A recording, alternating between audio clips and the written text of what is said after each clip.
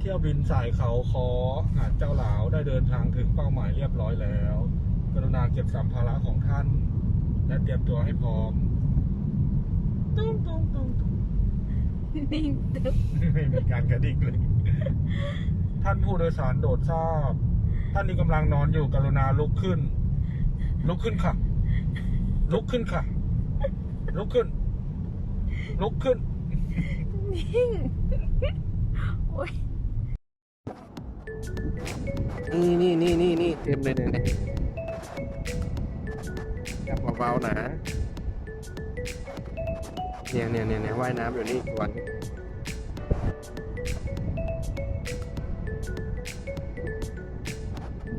โอ้ยปูใหญ่ด้วยอะเนี่ย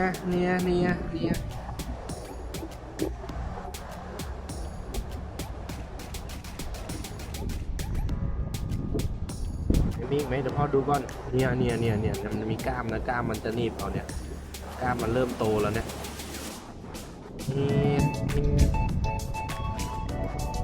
คุณเอาไหมมุดลงน้ำไปแล้ว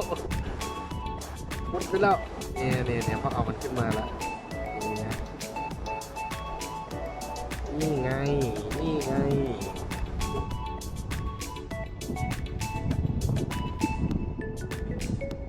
พ่อปล่อยมาแล้วนะ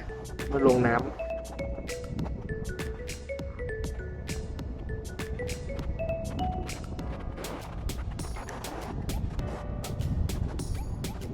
นู่นไปหาพี่คุณแล้วเนาะตัวนึงเนาะพี่คุณทำไหนไหนดูดิได้อะไรจับมันเบาๆนะจับมันเบาๆอย่าบีบนะจับเบาๆบีบแล้วบีบถ้าจับเล่นมันเยอะแล้วตาไปไหนกินตามาเล่นอยู่เมื่อเช้านี้แล้วก็หายไปแม่จะไปต่อแม่ก่อ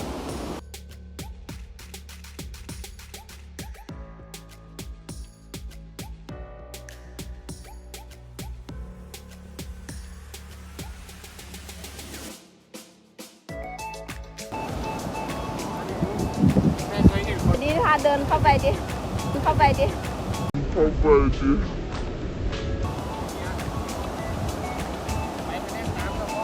นู่นพ่อลงไปเล่นน้ำแล้วนี่คุณทำไมเดินกันนะนู่นพ่อเดินไปเล่นน้ำเราต้องไปล้างมือไปล้างมือกับพ่อไม่ต้องมาจับแม่เลย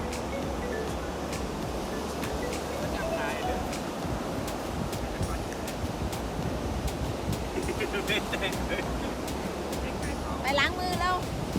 ไปล้างมือกันไปล้างมือกันล้างมือแล้ว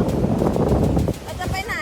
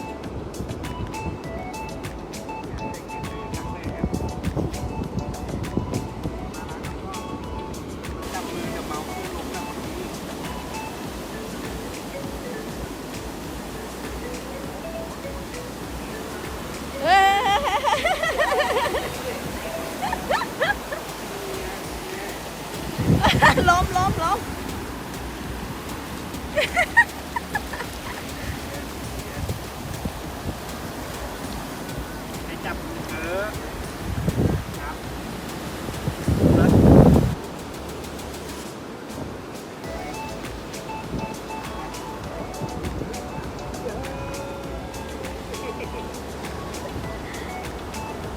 เนี่ย จับพอจับจะล้ม จะล้มลูก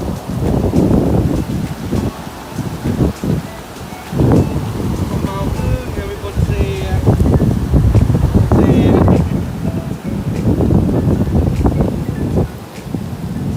เนี่ยเปียก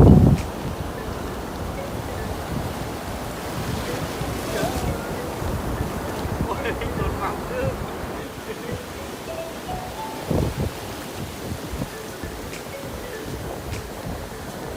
เหยียบละ เยี่ยมย่างตรงศอกตรงแขนละ เหยียบละ มาแล้วมาแล้ว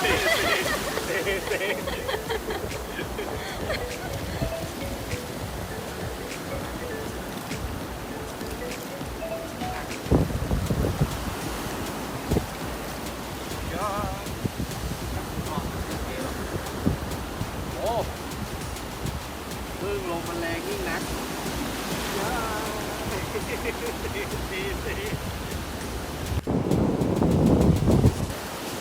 อยากเนี่ยนะ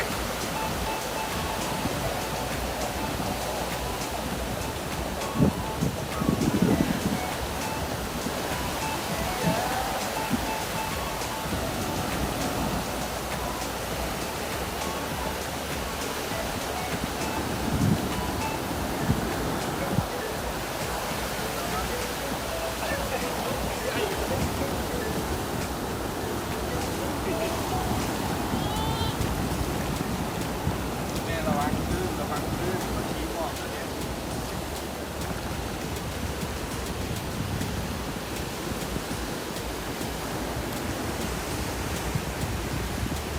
เดี๋ยวมาดูตรงนี้นี่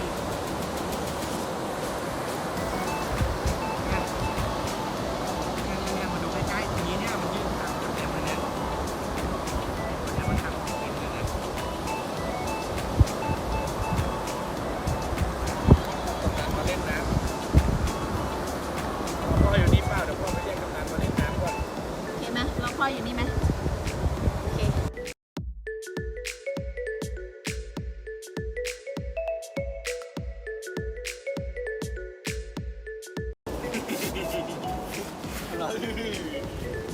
ไม่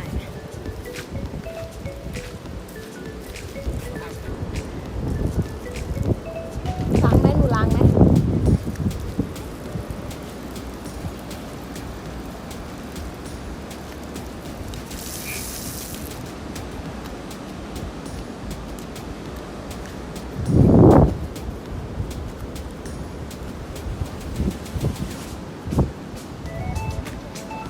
มีคุณนั่งชิงช้าไหมนี่ รองเท้าหนูละ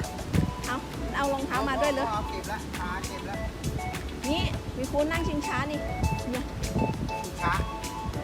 ไม่ใช่ห้องเรา เออไม่ใช่ นู่นห้องเราอยู่นู่น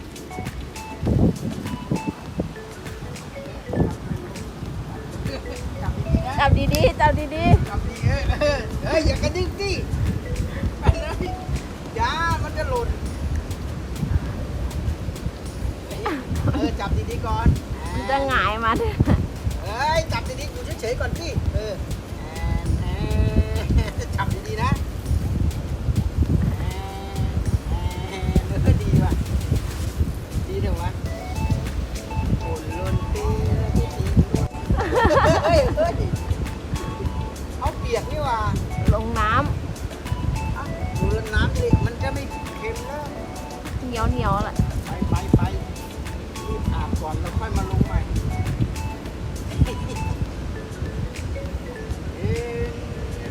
นิ่งแล้วเว้ยนิ่งยัง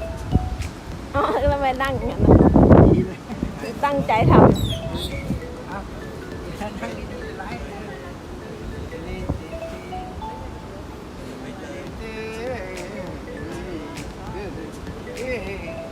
ำดูทำหน้า เมามั้ง พอยังลงยัง ลงยังลงเลยโอ๊ยตูดเปียกปล่อยมือปล่อยมือปล่อยสิมือปล่อย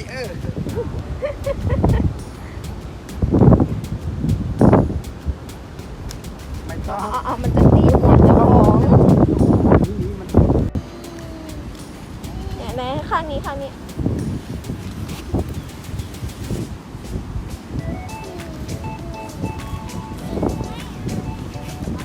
โอเคเอานี่ห้องเราอยู่ทางนี้เดินไปเอาดิเดินไปเอาดิ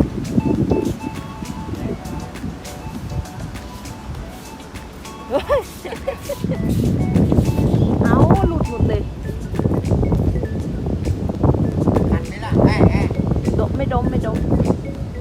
แต่ก็ว่าดมพร้อม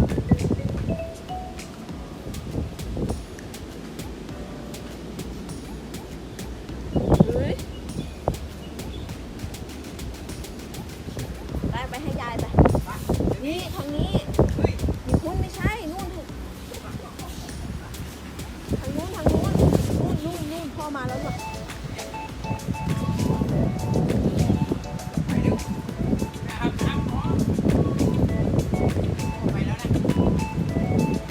ไปเอาไปให้พ่อไปเอาไปให้พ่อเร็วมาไม่เก็บไม่เก็บให้ไป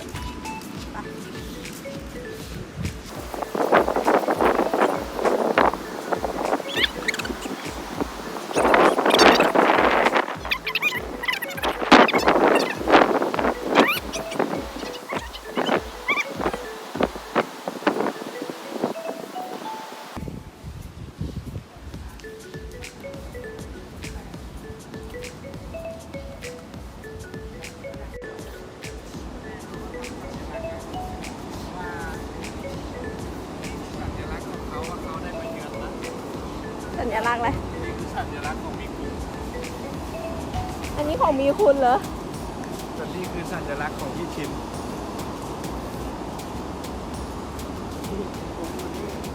เดี๋ยวนี้นี่เขามาขีดอยู่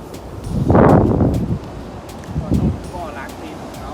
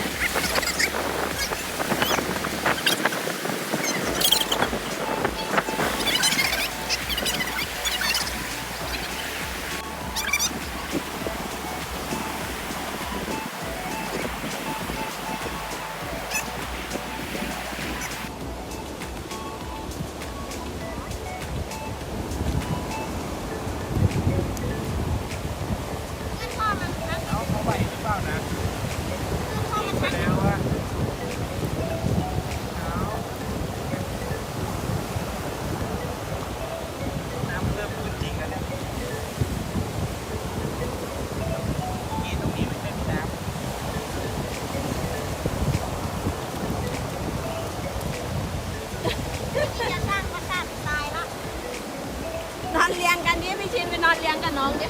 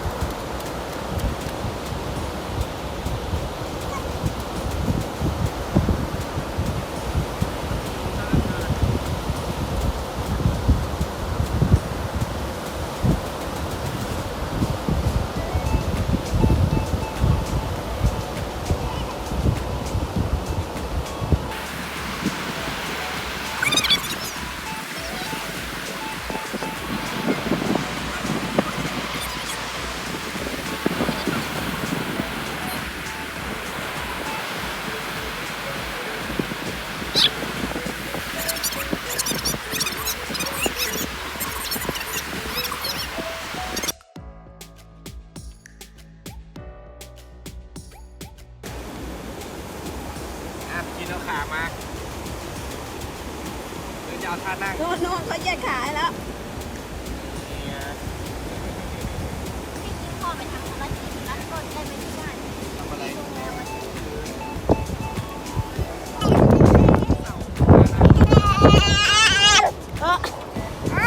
เดิน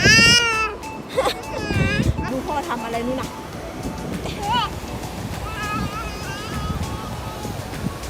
ทำร้ายถามพ่อดิถามพ่อดิเขาทำร้ายชินจำ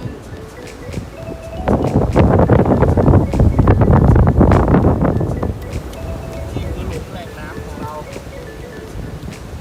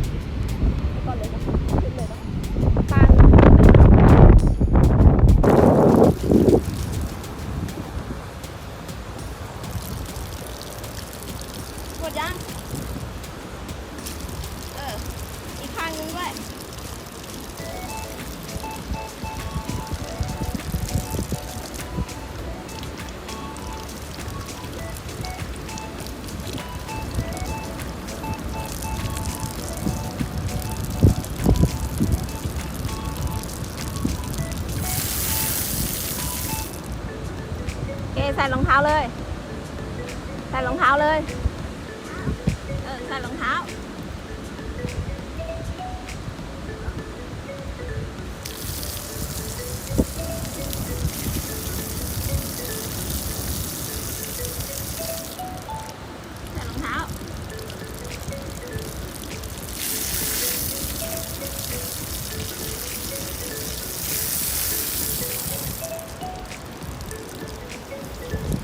ล้างขาล้างแขนยัง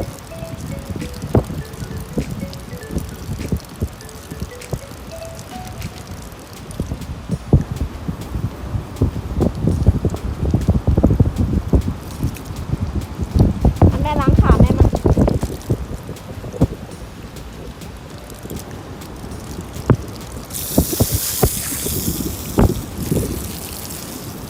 เสร็จแล้วใส่รองเท้าไปอาบน้ำกันใส่รองเท้าเลยก่อนเอาแล้วก็เดินไปเหยียบทรายมันก็เปื้อนอีกไป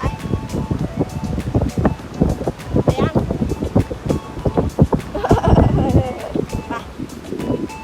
ไปกัน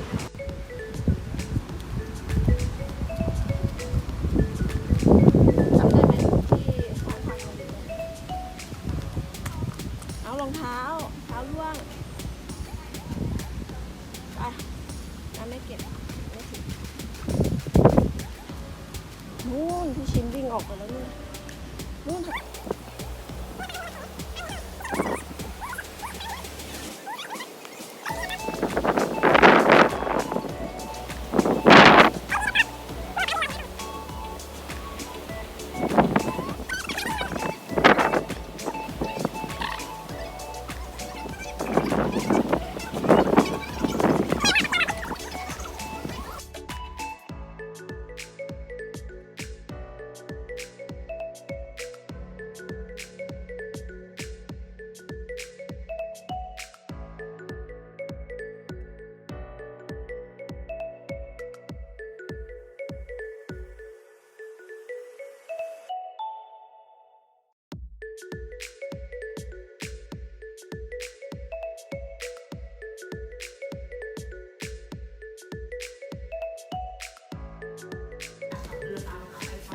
เอาไปคืนยายไปอันนี้ของยายเอาไปคืนยายเดี๋ยวปิดใส่นี้ก่อน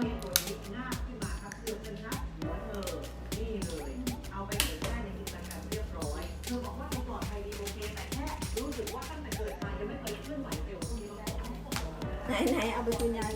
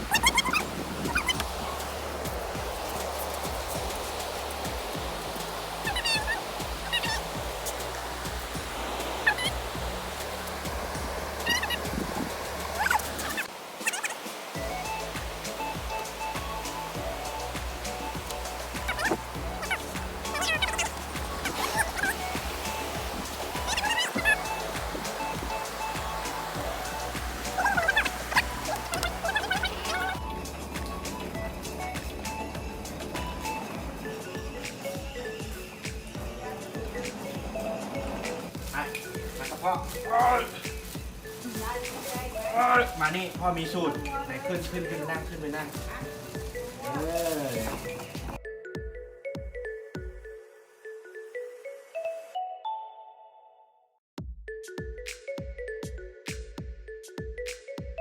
รองเท้าเขาเด๋รองเท้าเขาไปไหนเขาใส่แล้ว